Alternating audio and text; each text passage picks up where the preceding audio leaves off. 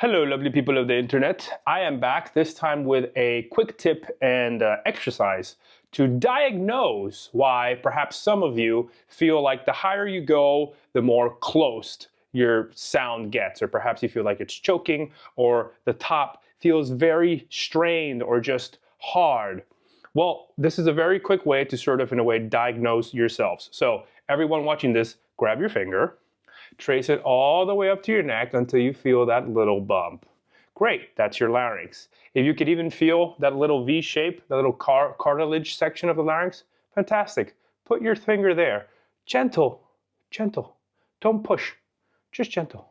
Now, once you feel that bump and you have your finger in your larynx, I want you to give me a super relaxed, oh my God, I need to go to bed yawn, okay? Really yawn for me.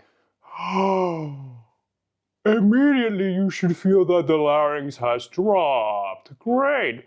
Now maintain this position. You can feel it with your finger. And you can see it in mine.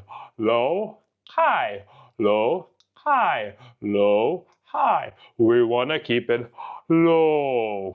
Now that we're in this position, I want you to give me a very low, comfortable note that gives you no problems. You can sing this even when you wake up. I just woke up. You can sing it or hum it, okay?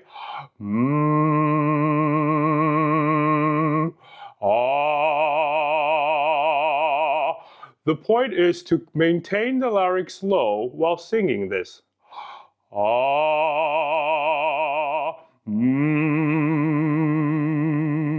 If your larynx is raising already, then there's your problem.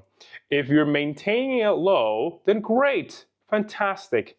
We want to maintain this position. Now, sing me the octave, okay? Did you do this? And shoot up? If it did, there's your problem. Your larynx is going up. And if it's going up, you're not supporting properly, you're not maintaining that yawn position, and the higher you go, the higher your larynx is creeping up, the more wide you're singing, and your larynx is up to your eyeballs, and it closes off that open throat position. If you were able to maintain it low, fantastic. You're starting to get the idea of maintaining the yawn position through the range. Now, all I want you to do is continue half step by half step by half step by half step.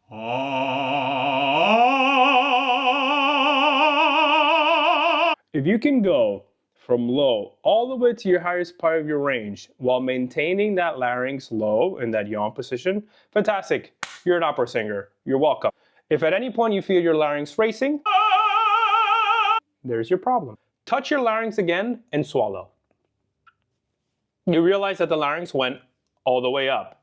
This is normal. Why? Because when we have food in our mouth and we swallow, the larynx literally shuts off the airway so no food goes into your airway. Can you imagine? You'd be coughing up and constant bronchitis. But when singing, we don't want to close off the air pathway. We want to open it. So we want the larynx to be as low as comfortably possible.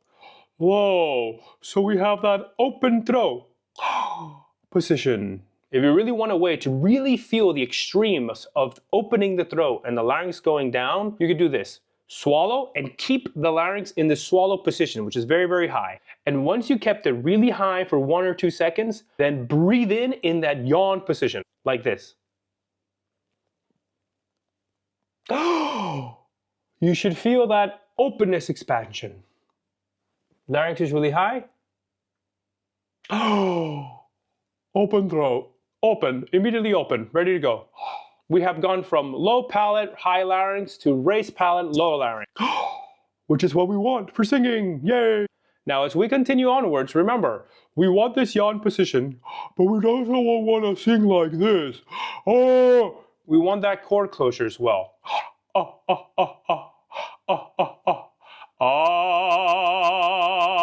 Not this. Yawning, no chord closure. Chord closure.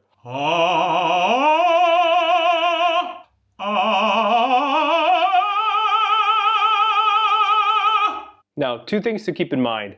1, yes, the larynx must be lowered, but it must not be compressed lowered, okay? So if we're touching our finger in our larynx and dropping it, imagine an imaginary square around that area, okay? This is the area in which your larynx is allowed to jiggle and move and be flexible and free.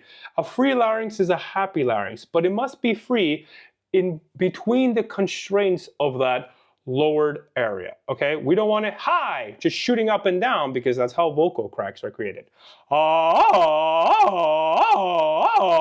don't want that. We also don't want it caged, compressed, get down there, in which we're using all our neck muscles to keep that lowered, which causes fatigue. We want it lowered but comfortable, okay? If you don't feel comfortable, perhaps it's too low or you're compressing it. Low but comfortable.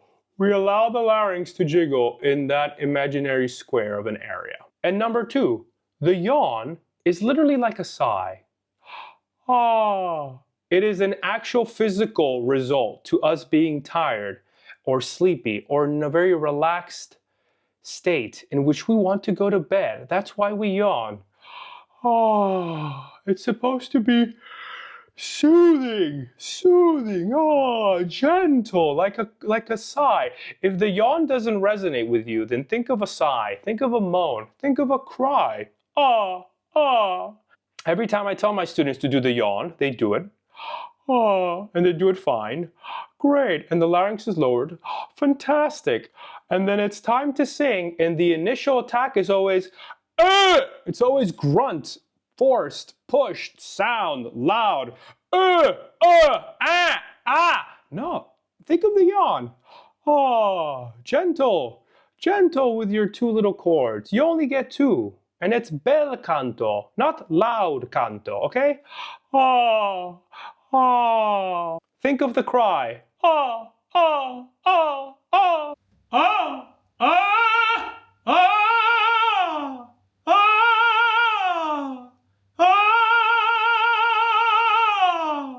The sigh is always there. Doesn't matter how high I go. And the loudness is not by pushing it, it's by support and cord closure. That's the squealo. So that's the tip of the day. Ciao ciao for now. Or in the words of a great colleague, va bene lavorare musculare